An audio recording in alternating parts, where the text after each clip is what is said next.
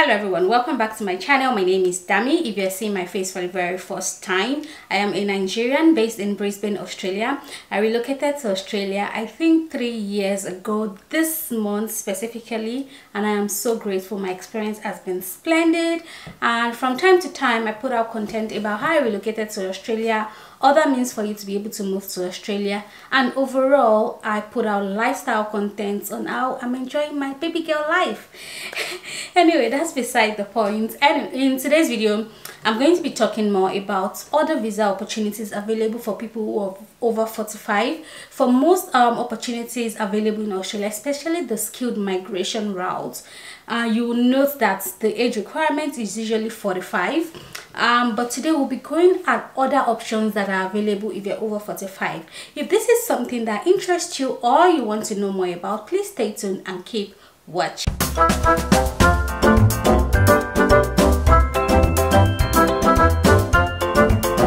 Okay, welcome back. In today's video I'll be going over about 5 visa categories that accept people who are over 45, at least between the age of 45 to 55.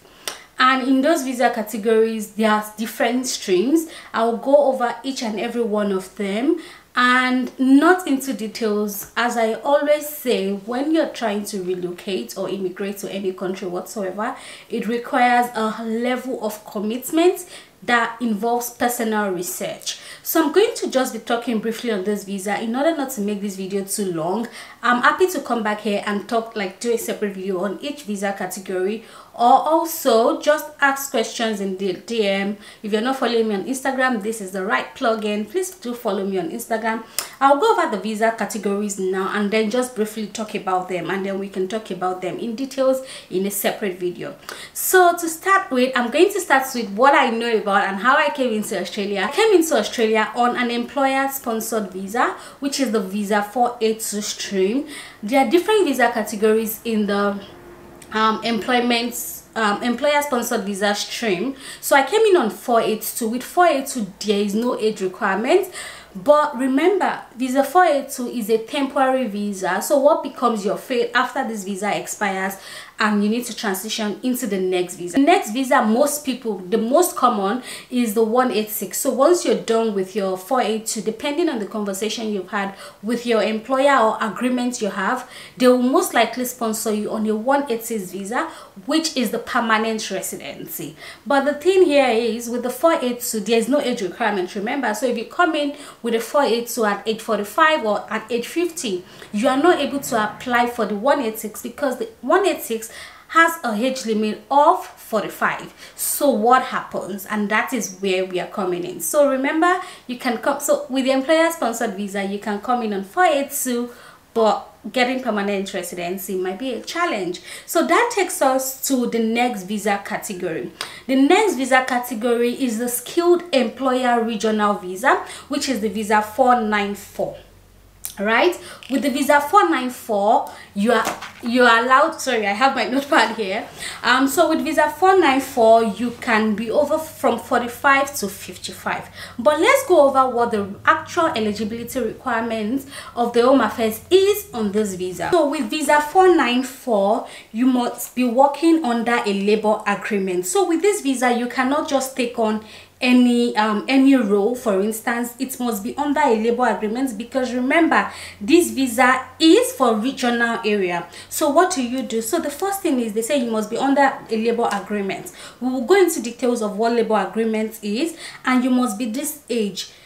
Unless the labor agreement states otherwise. You must be under 45 of age when you apply. So if we go through to the different streams of the labor agreement, you will see that some of them, the age requirement is 55, up to 55, and that's what this clause is saying. Unless the labor agreement states otherwise, you must have relevant skills, have a positive skills assessment, have this level of English language, meet her health, like all those other basic stuff that you would need on a normal day for a 186 visa. But the age factor is the difference in this visa. So what next are we talking about? So you would look at the labor agreement, which you need to look at in detail. There are about 5 different labor agreements currently, so which is the company specific labor agreement. There is the designated area migration agreement, which is the main one you should be looking at.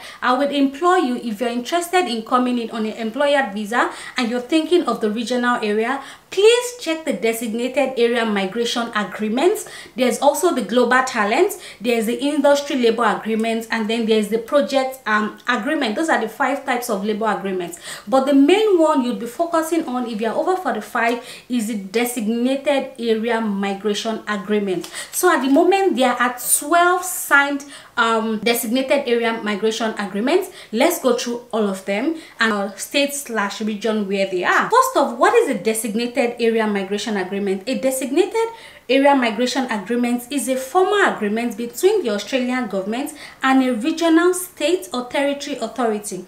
It provides access to more overseas workers that the standard skilled migration program, which is the 186 and all the likes, like 189, then the DAMAs operate under an agreement-based framework, providing flexibility for regions to respond to their unique economic and labor market conditions. So that is what DAMA means. So at the moment, as I mentioned earlier, there are currently 12 DAMAs in place, and one of them is in Adelaide.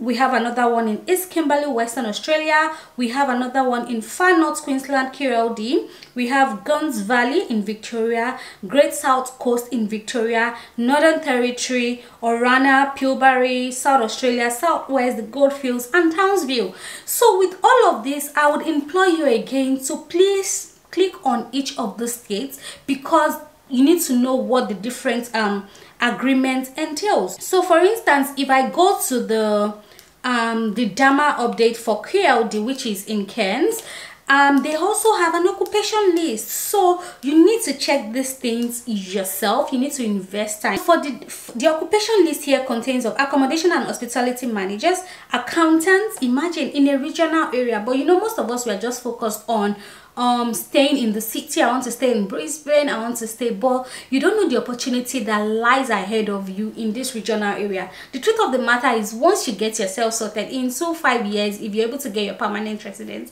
happy more than you to, like, you can always move to Brisbane city, Victoria, you know, as you like, but you need to explore these regional areas. Anyway, that's all I'll be saying about this this category in this video. If you want me to say more here, I can do a separate video, and then we'll go through each labor agreement and see what is applicable for everyone. So the next visa category I'll be talking about is the business/investment visa. With this visa, you need a level of commitment, cash commitment, to get this visa. But let us go to the website and see what the actual requirement is for this visa. It's an innovation one. You must be nominated. So you must be nominated by an Australian state or territory government agency before being invited to apply for this visa. So if you go through the details, you would see that the state have nominated certain companies to nominate, like to do your assessment. They will check all your documents. Once they have approved of you, and that is only when you can apply for this visa category. You must have business ownership, and then they state all the requirements, and 500,000 turnover in each, like all of those interesting requirements. Own personal and business assets. You must score at least 65 points. Looking at, you know, the normal age, English eligibility, and all of those things. Have a successful business career, be under 55 years, and that is what we are focusing on. So with the business one, you can come in despite being over 55. The only thing with this one is you require a high volume of cash to prove that you are eligible. The next one we're going to be talking about is the Global Talent Visa. With Visa 858, the Streamlined Global Talent Pathway is for highly skilled applicants who have an international recognized record of exceptional, remember, exceptional and outstanding achievements within the priority sectors. Applicants must submit an expression of interest and receive an invitation to apply under this pathway. The Global Talent priority sectors are resources, agri-food, energy, health industries, defense, advanced manufacturing and space, circular economy, digitech, infrastructure and tourism, financial services and fintech, and lastly, education. And what are we saying about this visa and why is it on our list is the fact that the age requirement for this visa is from the age of 18 to 55. So if you think you're highly skilled and specialize in a particular skill and you are within the age of 18 to 55, this is another opportunity or another visa route you can explore. The next one is the family visa. So if you have your family here, you know, you can bring in your parents and all. Like if you have your family here, depending on where they live, I know for most people you have to be living in a regional area to bring in siblings and other family members, and you have to be able to prove that this family member has no other person or something. Like it's just a whole lot. But your parents is easier to bring them in. If they're over 55, you can apply for them. But with siblings and all of those things, you have to be living in regional area and other requirements, which I don't think you will not be able to meet. Just at the timeline of some of this visa, I was checking the other day and I saw them writing 50 years is the timeline for you to get a response on this visa. Somehow I feel that's just a way to discourage you from applying for that visa, but then again, there's no harm in trying. And finally is the partner visa. With the partner visa, you are able to bring in either your partner you are in a de facto relationship with, or your husband or your wife, whichever way. So far you are able to prove to the department that you have a relationship with this person. There's quite a lot of requirements because it's even harder if you're not living together. But if you're over 55 and you have a partner in Australia, they are able to apply for you as well. So those are the visa streams currently available if you are over 55. To just recap, remember the first one was the employer sponsored visa, the second one was the global talent visa, the next is the business/innovation visa, partner visa, and family visa.